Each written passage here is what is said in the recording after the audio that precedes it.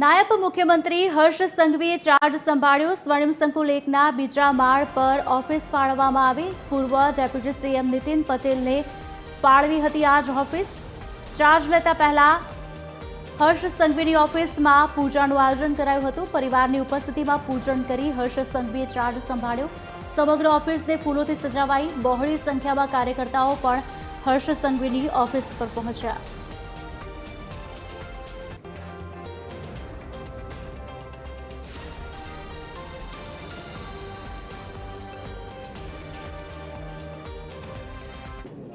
માં અંબાના ચરણોમાં વંદન કરીને રાજ્યના સૌ નાગરિકો માટે મનોકામનાઓ માંગીને ભગવાન શ્રી રામચંદ્રજી ગણપતિજીનું પૂજા અર્ચના ભગવાન મહાવીર સ્વામીજીના દર્શન કરીને રાજ્યના પ્રત્યેક નાગરિકોને વધુમાં વધુ સેવા મળી રહે અને આ કાર્યાલય થકી વધુમાં વધુ લોકોને નાની મોટી કોઈ બી તકલીફમાં મદદ મળી રહે તે દિશામાં કામ કરવા માટે આજે ઉપમુખ્યમંત્રી તરીકેનો ઓફિસમાં ચાર્જ લેવાનો અવસર મને પ્રાપ્ત થયો છે।